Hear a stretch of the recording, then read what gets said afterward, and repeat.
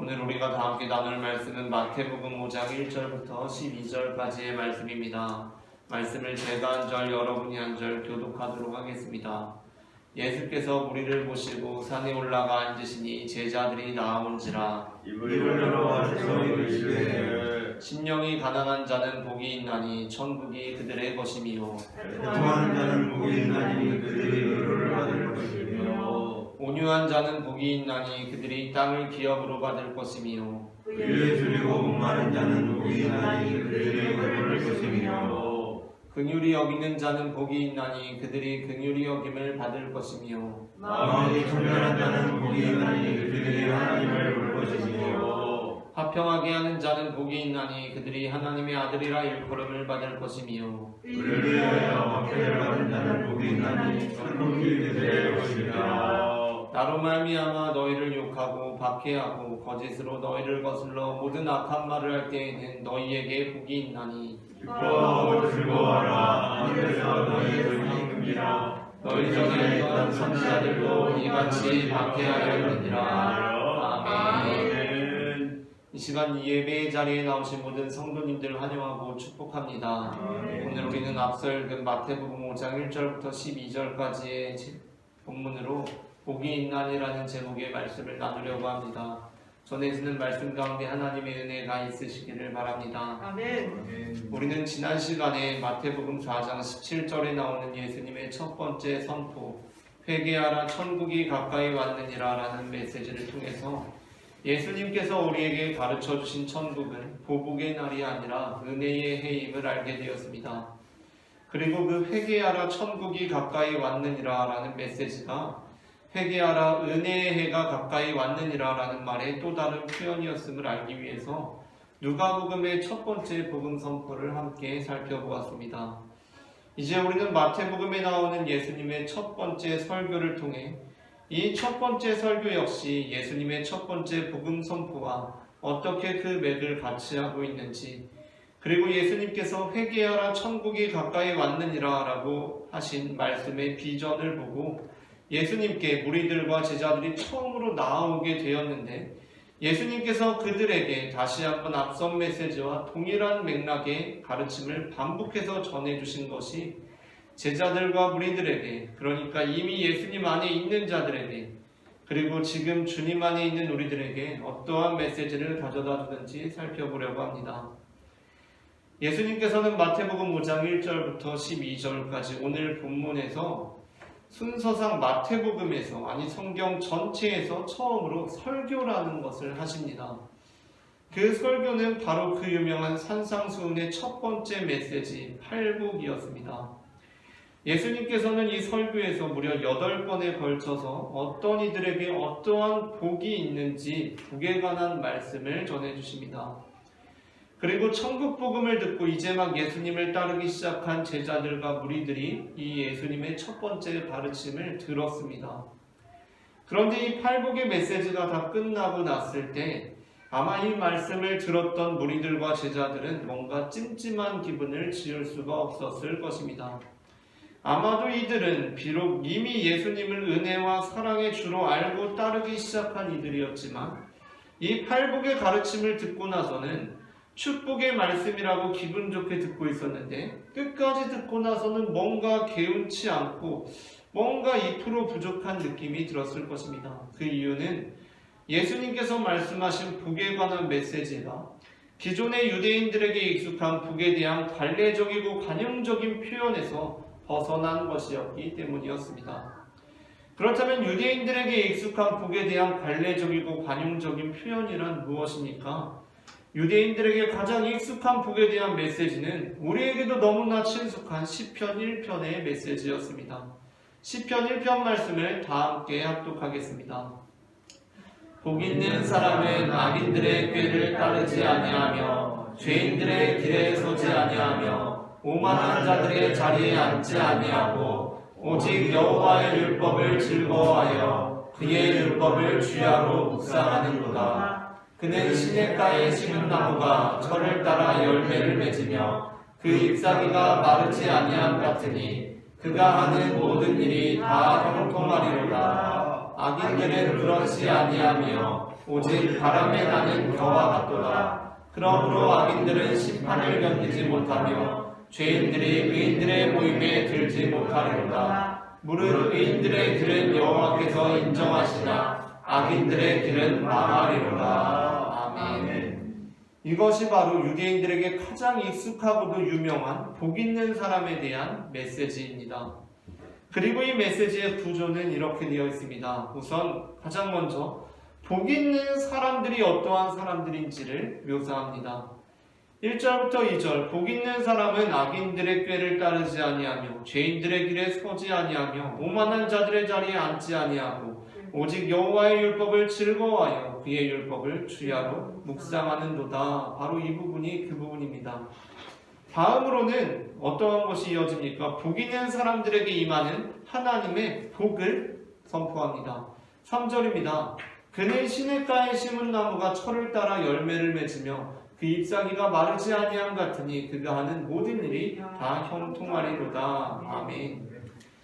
그리고 이제 이 부분이 중요한데 셋째로 어떠한 것이 묘사가 되냐면 복 있는 사람과는 상반되는 악인들이 어떠한 사람들인지를 묘사합니다. 4절입니다. 악인들은 그렇지 아니하며 오직 바람에 나는 겨와 같도다. 그리고 최종적으로 복 있는 사람들과는 상반되는 악인들에게 임하는 저주와 화를 선언합니다. 5절부터 6절입니다. 그러므로 악인들은 심판을 견디지 못하며 죄인들이 의인들의 모임에 들지 못하리로다. 무릇 의인들의 길은 여호와께서 인정하시나 악인들의 길은 망하리로다. 아멘. 바로 이 구조가 유대인들에게 복에 관한 메시지의 관용적이고 관례적인 표현의 전형적인 구조입니다. 신명기 11장 13절부터 17절 역시 이렇게 말씀하고 있습니다. 다 함께 합독하겠습니다. 내가 오늘 너희에게 명하는 내 명령을 너희가 만일 청종하고 너희의 하나님 여호와를 사랑하여 마음을 다하여 뜻을 다하여 섬기면 여호와께서 너희의 땅에 이른 비 늦은 비를 적당한 때에 내리시리니 너희가 곡식과 포도주와 기름을 얻을 것이요 또 가축을 위하여 들에 풀이 나게 하시리니 네가 먹고 배부를 것이라. 너희는 스스로 삼가라. 두렵건대 마음에 미혹하여 돌이켜 다른 신들을 섬기며 그것에 대해 절함으로 여호와께서 너희에게 진노하사 하늘을 닫아 비를 내리지 아니하여 땅이 소산을 내지 않게 하심으로 너희가 여호와께서 주신 아름다운 땅에서 속히 멸망할까 하노라. 아멘. 여기에서 이제 곧바로 이어지는 신명기 11장 26절부터 28절 말씀은 앞선 내용을 다시 이렇게 정리합니다. 함께 합독하겠습니다. 내가 오늘 복과 저주를 너희 앞에 두나니 너희가 만일 내가 오늘 너희에게 명하는 너희의 하나님 여호와의 명령을 들으면 복이 될 것이요 너희가 만일 내가 오늘 너희에게 명령하는 도에서 돌이켜 떠나 너희의 하나님 여호와의 명령을 듣지 아니하고 본래 알지 못하던 다른 신들을 따르면 저주를 받으리라. 아멘. 우리가 앞서 보았던 시편의 구조와 약간 다른 것처럼 보이지만 방금 읽은 신명기 본문 역시 여전히 그 구조에서 크게 벗어나지 않는 형식을 취하고 있다고 할 수 있습니다. 신명기 본문 역시 복 있는 사람들이 어떠한 사람들인지를 소개하고 그들에게 임하는 하나님의 복을 선포한 후에 그와는 상반되는 자들을 묘사하고 마지막으로 그와 상반되는 악인들에게 임하는 하나님의 저주와 화를 선언하고 있기 때문입니다. 그러니까 유대인들에게 익숙한 복에 관한 메시지란 어떠한 것입니까? 유대인들에게 익숙한 복에 관한 메시지, 그 구조는 무엇이냐면 일단은 복에 대해서 말하지만 언제나 뒤에는 복과는 상반되는 저주와 화와 심판을 반드시 앞의 분량과 비슷한 수준의 분량으로 담고 있는 것이 바로 복에 관한 메시지의 전형적인 구조라는 것입니다. 그런데 지금 예수님께서 자신에게 나온 제자들, 무리들에게 복에 관해서 말씀하고 계십니다. 복 있는 사람들이 어떠한 사람들인지 말씀하시기 시작하신 것입니다. 그리고 아마 이 말씀을 듣고 있던 무리들과 제자들은 예수님께서 여기서 말하시는 복 있는 사람들, 즉 심령이 가난한 자라거나 애통하는 자라거나 온유한 자라거나 이렇게 말씀하시는 복 있는 사람들이 다른 어떠한 사람들을 칭하는 것이 아니라 바로 자신들의 모습에 대한 묘사라고 생각했을 것이기 때문에, 그리고 설령 자신들의 현재 모습이 아니라고 하더라도 자신들에게 요구되고 있는 내용이라기보다는 예수님께서 마태복음 4장 19절에서 제자들을 부르시면서 내가 너희를 사람을 낚는 어부가 되게 하리라 라고 부르셨던 것처럼, 너희는 사람을 낚는 어부가 되어라가 아니라 내가 너희를 사람을 낚는 어부가 되게 하리라 라고 부르셨던 것처럼, 예수님께서 예수님을 따르기 시작한 사람들의 삶 속에서 이루실 모습들, 예수님께서 온전히 이루실 모습들이라고 그 듣고 있는 사람들은 여겼을 것이기 때문에 이 메시지를 부담스럽게 듣고 있는 것이 아니라 기쁘고 즐거운 마음으로 듣고 있었을 것입니다. 그러니까 이 말씀을 들으면서 우리는 심령이 가난한 자가 내가 되어야겠다, 온유한 자가 되어야 된다, 이렇게 우리에게 압박감이 드는 말씀으로 듣는 것이 아니라 이미 우리가 심령이 가난한 자이고 온유한 자라고 예수님께서 선포하시는 것이거나 아니면 너희를 내가 그렇게 이루어 가겠다라는 말씀으로 들었을 것이기 때문에 이 메시지가 부담스러운 것이 아니라 기쁘고 즐거운 말씀으로 들었을 것이라는 것입니다. 그리고 그렇게 기쁘고 즐겁게 말씀을 들으면서 한편으로 이들은 이 메시지가 어떻게 전개될지 충분히 예상하고 있었을 것입니다. 그것은 어떻게 전개되는 것입니까? 우리가 앞서 나누었던 유대인들에게 전형적인 구조처럼 분명히 중간에 내용이 전환되면서 하나님의 저주와 화와 심판에 대한 내용으로 나아가는 것이었습니다. 그랬기 때문에 이들이 말씀을 다 듣고 나서는 뭔가 좀 이상했을 거라고 우리가 추측할 수 있다는 것입니다. 충분히 좋은 말씀을 들었습니다. 우리에게 축복이 되는 말씀을 들었습니다. 그런데 썩 만족스럽지가 않았을 것이라는 것입니다. 마음이 개운하지가 않았을 것입니다. 왜 그렇습니까? 예수님께서 끝까지 복만 말씀하셨기 때문입니다. 우리가 어떤 노래를 들으면 1절하고 후렴하고 2절하고 후렴하고 3절하고 후렴하고 이렇게 끝나야 좀 마음이 개운하지 않습니까? 1절하고 2절하고 3절 하는데 계속 후렴은 하지 않고 1절, 2절, 3절만 부르다가 후렴을 안 하고 끝나면 어떻습니까? 뭔가 개운치가 않습니다. 그 정해진 구조를 따르고 있지 않기 때문입니다. 예수님께서 끝까지 복만 말씀하셨기 때문에 이들은 뭔가 찜찜한 느낌이 나왔습니다. 사실 우리가 회개하라 천국이 가까이 왔느니라라는 설교에서 나누었던 것처럼 예수님께서는 결코 악을 외면하시는 분이 아니셨습니다. 예수님 역시 분명 악인들에 대한 하나님의 심판과 징벌에 대해서 말씀을 하십니다. 오늘 우리가 다루고 있는 팔복이 누가복음에서는 그러한 방식으로 선포되고 있습니다. 누가복음 6장 20절부터 26절 말씀을 함께 합독하겠습니다.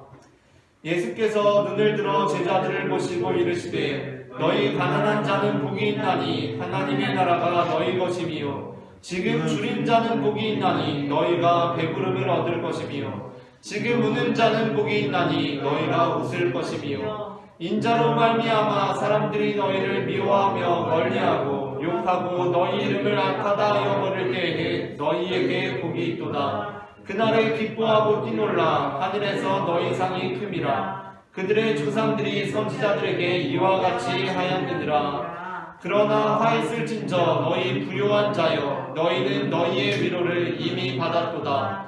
화 있을진저 너희 지금 배부른 자여 너희는 줄이리로다.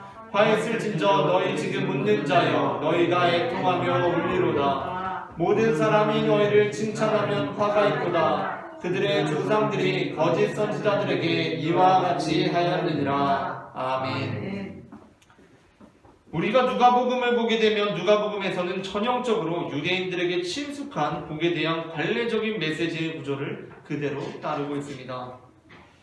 어떻습니까? 먼저 복 있는 사람들에 대해서 소개합니다. 복 있는 사람들이 어떠한 사람들인지 소개하고 그들에게 임하는 하나님의 복을 선포합니다. 그리고 그와는 상반되는 자들에 대해서 묘사하고 마지막으로 그들에게 임하는 하나님의 저주와 화를 선언하는 방식입니다. 그렇다면 마태복음에서는 복만 말씀하신 예수님께서 왜 누가복음에서는 복을 말씀하시고 화까지 말씀하시는 것입니까? 그 이유는 이렇습니다. 복음서는 각각 복음서 기자가 전하고자 하는 메시지를 잘 담아내기 위해서 그들 특유의 방식으로 편집한 내용을 담고 있습니다. 그렇기 때문에 복음서마다 약간씩 내용이 다른 것이고, 그래서 우리는 참 복되게도 하나의 복음서가 아니라 4개의 복음서를 가지고 있습니다. 그래서 그것이 서로 맞지 않아서 우리를 낙심시키는 것이 아니라 우리에게 더 큰 은혜를 가져다 주는 것입니다. 먼저 누가복음에서 복을 말씀하시고 화를 말씀하시는 방식을 따른 이유는 누가복음에서는 이미 4장에서 예수님 메시지의 중점이 보복의 날이 아니라 은혜의 해임을 무엇보다 명시적으로 제시해 놓으셨기 때문입니다. 그리고 그 이후에 가장 핵심적이고 본질적인 예수님의 메시지 그 위에서 그 이후에 그 안에서 복과 더불어 화도 말씀하실 수가 있으신 것입니다. 하지만 지금 마태복음에서는 어떻습니까? 우리가 지난주에 살펴보았던 것처럼 예수님의 첫 번째 선포, 회개하라 천국이 가까이 왔느니라 라는 선포를 우리는 누가복음에서 예수님께서 보복의 날을 제하시고 은혜의 해만을 선포하신 것을 비추어서 그 말씀을 해석하였습니다. 마태복음만 놓고 보자면 예수님의 첫 번째 메시지가 왜 천국 복음인지를 분별하기가 쉽지 않습니다. 그래서 마태복음 기자는 복음서를 쓸 때 바로 이 설교, 이 팔복의 말씀을 예수님의 첫 번째 설교로 제시하고 있습니다. 앞서 짧은 복음 선포인 회개하라 천국이 가까이 왔느니라 라는 메시지가 있기는 하지만 그 짧은 구절만으로 예수님께서 말씀하시는 메시지의 핵심적인 가치와 본질적인 내용을 파악하기란 참 쉽지 않은 일입니다. 그것은 마태복음만 봐서는 알기 어렵고 누가복음을 같이 봐야 알 수 있습니다. 그랬기 때문에 지금처럼 하나로 엮여진 성경이 아니라 각각 따로따로 있는 그 상황 속에서 따로따로 복음서들이 존재하고 있을 그때에 마태복음은 이 첫 번째 설교에서 자신이 말했던 회개하라 천국이 가까이 왔느니라 라는 메시지가 의미하는 바, 즉 예수님께서 말씀하시는 메시지의 핵심적인 가치와 본질적인 내용을 담아내고자 했던 것입니다. 그러니까 지금 마태복음은 누가복음과 마찬가지로 이 첫 번째 설교에서만큼은 예수님께서 말씀하시는 메시지의 핵심적인 가치와 본질적인 의미를 분명히 우리에게 전해야 했던 것입니다. 그래서 마태복음은 복에 관한 관례적이고 관용적인 메시지에서 저주와 화에 대한 내용을 온전히 복에 관한 내용으로 덮어버림으로써 예수님의 메시지의 핵심적인 가치와 본질적인 내용이 무엇인지를 보여주고자 했던 것입니다. 원래 보통 관용적인 표현에 따르면 누가복음처럼 복을 한 4개 정도 말하고 화가 나와야 합니다. 심판이 나와야 합니다. 복 있는 사람에 대해서 말씀하셨으면 악인들에 대해서 말씀하시고 그들에 대한 저주를 선언해야 합니다. 그런데 어떻습니까? 4번째에서 이미 충분히 복을 말씀하신 것 같은데 5번째에서도 또 복을 말씀하시고 계십니다. 이제 복을 충분히 말씀하셨겠지 했는데 6번째도 또 복을 말씀하십니다. 이상하다. 복이 좀 기내하고 있는데 또 7번째도 또 복을 말씀하십니다. 뭐지? 8번째까지 끝까지 복을 말씀하십니다. 그리고 복만 말씀하시고 끝이라는 것입니다. 이제 끝났다는 것입니다. 그러니까 이 메시지는 사실 원래 심판과 저주와 화가 나와야 하는 분량 자체를 그냥 복으로 덮으신 설교였다는 것입니다. 예수님께서 정말 이 가르침을 주시면서 너무나 멋있게 나온 부분이 바로 이 부분입니다. 누가복음에서는 첫 번째 말씀을 전하실 때 무슨 칠판을 지우듯이 굉장히 가벼운 몸놀림으로 보복의 날 부분을 쓱 지워버리신 예수님께서 자신의 메시지의 본질적인 부분을 그렇게 분명히 하시고 나서 이제 복과 더불어 화도 선언하시는 예수님께서 마태복음에서는 첫 번째 설교를 하실 때 원래 심판과 화와 저주가 나와야 할 부분을 그냥 복으로 덮어버리심으로써 그냥 다 복만 말씀하심으로써 악에 대한 부분을 다 덮어버리셨다는 것입니다. 10절에 의를 위하여 박해를 받는 자는 복이 있나니 천국이 그들의 것임이라. 나로 말미암아 너희를 욕하고 박해하고 거짓으로 너희를 거슬러 모든 악한 말을 할 때에는이라고 하길래 이제는 우리를 욕하고 박해하는 사람들을 묘사하시고 나서 이제 그들에게 저주하시려나 보다. 누군가 우리를 욕하고 박해할 때 어떻게 될 것인가? 그들에게 저주가 임하겠지? 화가 임하겠지? 라고 기대하고 있는데 예수님께서 어떻게 하십니까? 누군가 너희를 욕하고 박해할 때 거짓으로 너희를 거스러 모든 악한 말을 하는 자들이 있을 것이다. 그렇다면 너희에게 복이 있나니 라고 말씀하십니다. 그렇다면 너희에게 복이 있나니 다시 그 초점을 복에 맞추십니다. 그렇게 자신의 메시지의 본질적인 부분을 명확히 하시고 나서 이제 이후에 산상수훈이 마태복음이 이어진다는 것입니다. 우리는 이것을 반드시 기억해야 합니다. 예수님 가르침의 중심에는 심판과 저주와 화가 설 수가 없다는 것입니다. 예수님의 가르침의 중심에는 심판과 저주와 화가 설 수가 없다는 것입니다. 주변에는 설 수 있습니다. 주변부에서는 부차적인 부분에서는 심판과 저주와 화가 다루어질 수 있습니다. 다루어져야 합니다. 그러나 중심에는 화와 저주가 설 수 없습니다. 예수님의 가르침의 중심에는 화와 저주가 설 수 없습니다. 그렇기 때문에 사실 그러한 내용들, 심판과 저주와 화와 같은 내용들 역시도 사랑과 은혜 안에서 이해되어야 하는 표현이라는 것입니다. 그것을 마태복음뿐만 아니라 우리가 지난주에 살펴본 것처럼 누가복음 역시도 분명하게 보여주고 있다는 것입니다. 요한복음 8장 2절부터 11절을 보게 되면 서기관들과 바리새인들이 음행 중에 잡힌 여자를 예수님께 끌고 옵니다. 그리고 예수님께 이렇게 묻습니다. 요한복음 8장 4절부터 5절입니다. 선생이여, 이 여자가 간음하다가 현장에서 잡혔습니다. 모세는 율법에 이러한 여자를 돌로 치라 명하였는데 선생님은 어떻게 하시겠습니까? 사실 이 질문은 예수님께 진짜 음행 중에 잡힌 여자를 어떻게 대해야 할지 가르침을 얻고자 했던 것이 아니라 서기관들과 바리새인들이 예수님을 올무에 걸어서 고발할 목적을 가지고 던졌던 질문이었습니다. 이때 예수님께서는 너희 중에 죄 없는 자가 먼저 돌로 치라 라는 이 엄청난 지혜의 말씀을 하심으로 그들의 함정을 피해 가십니다. 그런데 이제부터 아주 중요한 장면이 나오기 시작합니다. 예수님께서 너희 중에 죄 없는 자가 먼저 돌로 치라 라고 말씀하시자 그 말씀을 듣고는 아무도 그 여자에게 돌을 던지지 못합니다. 오히려 한 사람 두 사람 들고 있던 돌을 바닥에 내려놓고는 그 자리를 떠납니다. 그리고 그 자리에 예수님과 음행 중에 잡힌 여자 딱 그 둘만 남습니다. 그때 예수님께서 그 여자에게 하신 말씀이 무엇입니까? 요한복음의 맥락을 우리가 살펴보면 이 여자는 사실 음행을 하지 않았는데 누명을 쓴 것이 아니라 실제로 음행 중에 잡혀서 서기관과 바리새인으로 하여금 예수님을 올무에 걸 구실이 된 사람이었습니다. 그러니까 진짜 음행을 한 사람입니다.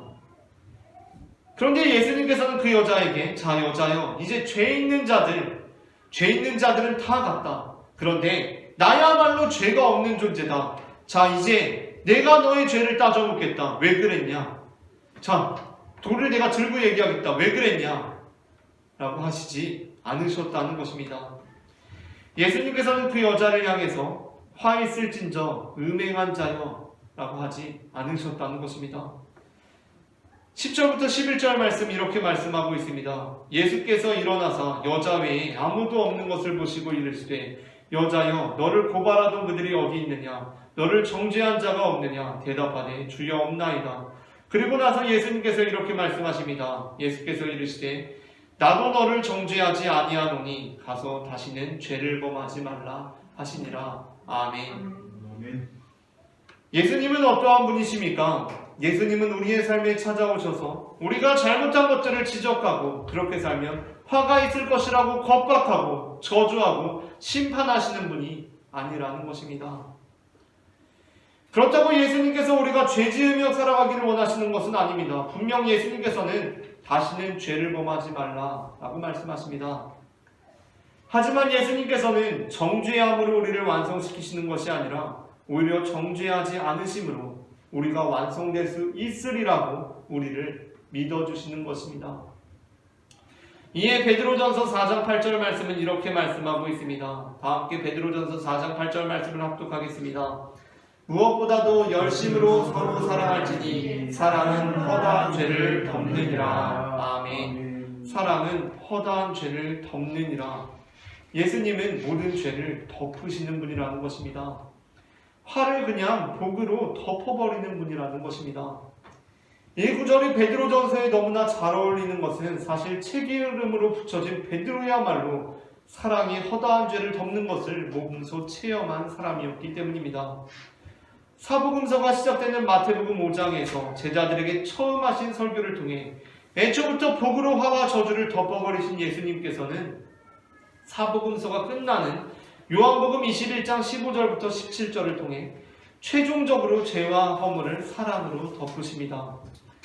복으로 화와 저주를 덮어버리는 이 설교는 사복음서에서 순서상 베드로를 처음으로 만나는 갈릴리 바다, 즉 디베랴 호수에서의 사건에서 이어지고, 또 죄와 허물을 사랑으로 덮어버리시는 대화는 사복음서에서 순서상 베드로를 마지막으로 만나는 디베랴 호수, 곧 갈릴리 바다 사건에 이어서 다루어지고 있습니다.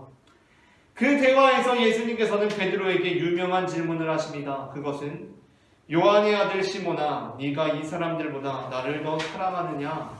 라는 질문이었습니다. 이에 대해 베드로는 주님 그러하나이다. 내가 주님을 사랑하는 줄 주님께서 아시나이다. 라고 대답합니다. 그러자 예수님께서는 내 어린 양을 먹이라 라고 말씀하십니다. 그런데 예수님께서 다시 또 베드로에게 요한의 아들 시몬아, 네가 나를 사랑하느냐? 라고 똑같이 질문하십니다. 그러자 베드로 역시 다시 예수님께 주님 그러합니다. 내가 주님을 사랑하는 줄 주님께서 아십니다. 라고 대답합니다. 그러자 예수님께서는 내 양을 치라 라고 말씀하십니다. 그리고 나서 마지막으로 예수님께서는 다시 베드로에게 세 번째 물으십니다. 요한의 아들 시몬아, 네가 나를 사랑하느냐? 그때 베드로는 근심하며 이렇게 대답합니다. 주님, 모든 것을 아시오매 내가 주님을 사랑하는 줄을 주님께서 아십니다. 이때 베드로가 근심했던 이유가 무엇입니까? 베드로에게는 지은 죄가 있었기 때문이었습니다. 그에게는 허물이 있었습니다. 그것은 바로 예수님께서 십자가에 달리시기 전에 고난을 당하실 때 예수님을 3번 부인했던 것이었습니다. 그러한 상황 속에서 예수님께서는 3번 네가 나를 사랑하느냐? 라고 물으시고 주님께서 아십니다 라는 답변을 3번 들으신 후 3번의 대답에 모두 그러면 네가 이제 내 양을 치고 먹여라 라고 하십니다. 그 말씀의 의미가 무엇입니까? 지나간 일, 지나간 죄, 지나간 잘못 너무 신경 쓰지 마라 라고 하신 것입니다. 지나간 잘못들을 사랑으로 덮으신 것입니다. 주님께서는 베드로를 다시 찾아오셔서 그를 정죄하지 않으셨고 심지어 우리가 통상 사용하는 의미로서는 용서하지도 않으셨습니다. 우리가 알고 있는 너의 죄를 용서하겠다 이런 식의 용서를 하지 않으셨다는 것입니다. 그렇다면 예수님께서는 어떻게 용서하셨습니까? 예수님은 아이의 죄에 대해서는 그 지나간 일에 대해서는 더 이상 거론하지 않으시고 그냥 사랑으로 그 죄와 허물의 과거를 덮으신 것입니다. 그랬기 때문에 베드로전서는 그 사랑을 체험한 자의 글로서 이렇게 고백하고 있습니다. 무엇보다도 열심으로 서로 사랑할지니 사랑은 허다한 죄를 덮느니라. 사랑은 허다한 죄를 덮느니라. 우리는 허다한 죄를 덮는 사랑을 체험한 사람들입니다. 그런데 여러분 정말 무엇보다도 열심히 서로 사랑하고 계십니까? 무엇보다도 열심히 서로 사랑하고 계십니까? 우리가 회개하라 천국이 가까이 왔느니라 라는 설교에서 나누었던 레미제라블에서 들려주는 미리엘 주교가 장발장의 죄를 덮은 이 이야기는 청소년기에 저에게 굉장히 큰 인상을 주었습니다. 그리고 그래서 사실 제가 지금까지도 죄인에 대한 하나님의 구원에 관해서 설명하고자 할 때 가장 자주 하는 이야기이기도 합니다. 그 정도로 저에게는 아주 의미 있는 소설의 이야기인데 그래서 저는 그 이야기와 관련하여서 신학생 시절에 20대 초중반 때 아주 특별한 꿈을 꾼 적이 있습니다. 그래서 그 꿈 이야기를 들려드릴 텐데 꿈이라는 것을 전제하고 이야기를 들어주셨으면 좋겠습니다. 제가 그 꿈을 꾸게 되었을 때 저는 꿈에서 제가 장발장이었습니다. 그리고 미리엘 주교로부터 그 엄청난 용서의 사건을 겪은 이유로 그의 집에 기거하면서 미리엘 주교와 함께 살게 되었습니다.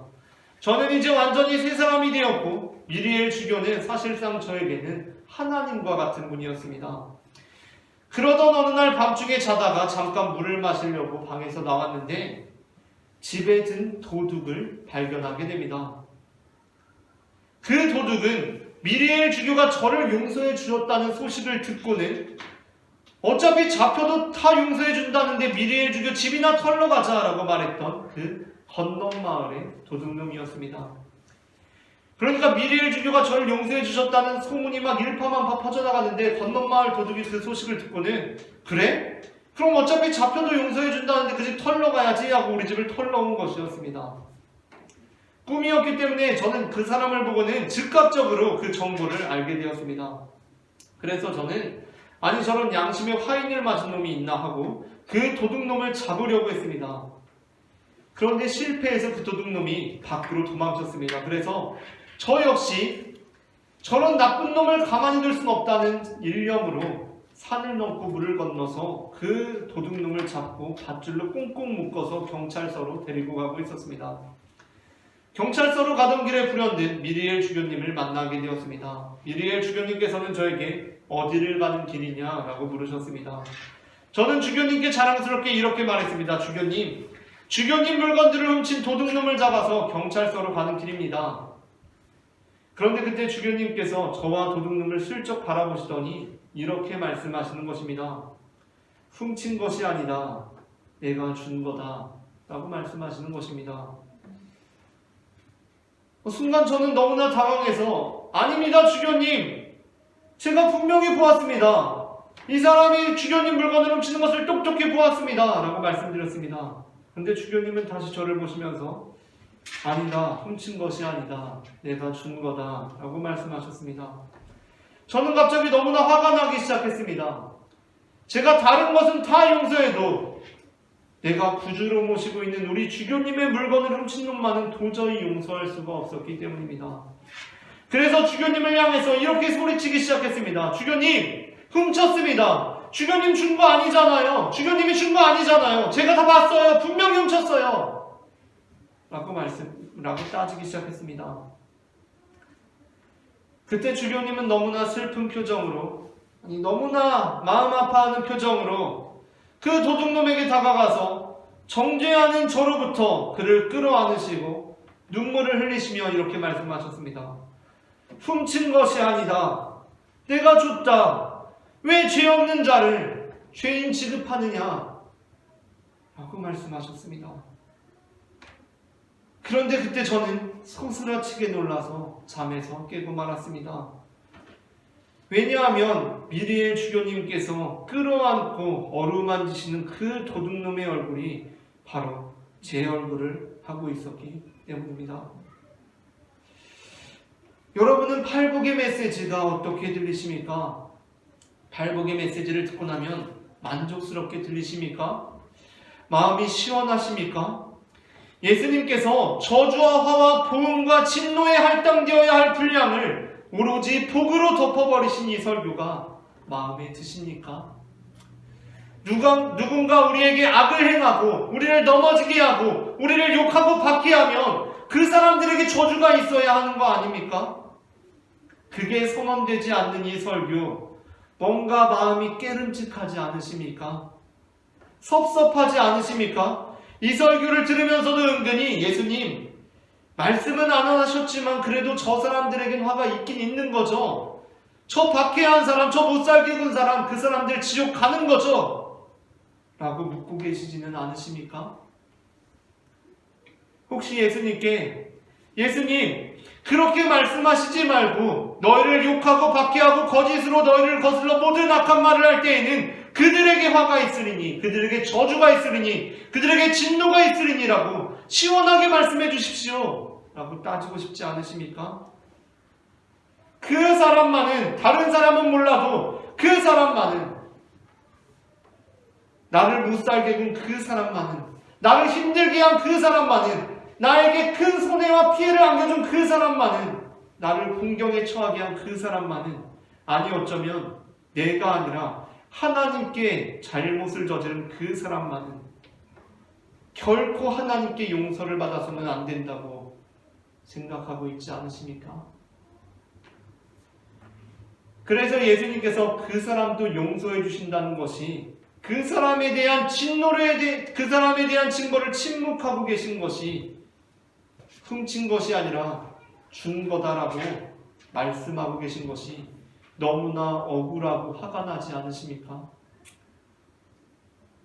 그렇다고 한다면 우리는 우리의 일가 서기관이나 바리새인보다 낫지 못한 자들일 것입니다. 왜냐하면 우리는 예수님께서 너희 중에 죄 없는 자가 먼저 돌로 치라 라고 양심을 찌르는 송곳 같은 말씀을 하셨는데도 불구하고 그 말씀을 깨닫지 못하고 그냥 나 잘났다고 돌을 던져버린 사람들이 된 것이기 때문입니다.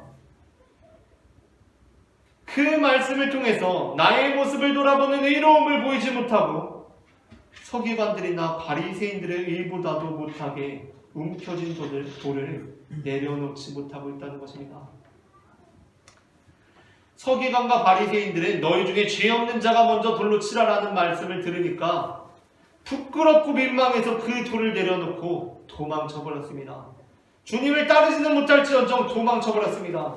그런데 우리는 너희 중에 죄 없는 자가 먼저 돌로 치라라는 말씀을 들었는데 울분을 삼키면서 그 돌을 내려놓지 못하고 있습니다. 그래도 주님 이건 아니죠 라고 말하고 있다는 것입니다. 예수님께서 너희 중에 죄 없는 자가 먼저 돌로 치라라고 하셨는데 그 말씀을 깨닫지 못하고 나의 모습을 돌아보지 못하고 그래도 나는 저 사람보다는 낫지라며 돌을 던지고 있는 것입니다. 하나님께서 우리에게 원하시는 삶이 무엇이라고 생각하십니까? 그것은 하나님을 잘 섬기는 것을 넘어서 하나님을 닮아가는 것입니다. 하나님께서는 당신을 통해서 그분의 사랑과 용서를 나타내기를 원하십니다.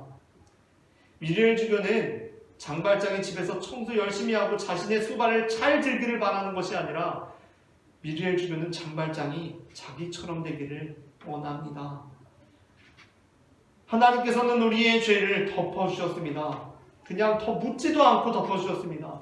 너 그때 있잖아, 나 부인했잖아, 그거 용서해줄게, 이런 식이 아니라 그냥 너 나 사랑하지? 됐어, 그래 라고 그냥 덮어주신 것입니다. 그래서 하나님께서는 우리도 용서하기를 원하십니다. 우리도 사랑하기를 원하십니다. 예수님께서 너무 복만 말씀하셔서 너무 은혜만 말씀하셔서 저들에게 임할 화와 진노를 말씀하지 않으셔서 억울하고 분통 터지는 것이 아니라 바로 그것이 은혜가 되는 것이 바로 예수님을 믿는 삶입니다. 아멘. 오늘 이 시간에도 우리도 하나님을 닮아 예수님을 닮아 그 은혜와 사랑을 전하는 삶을 살아가기를 소망합니다. 아멘.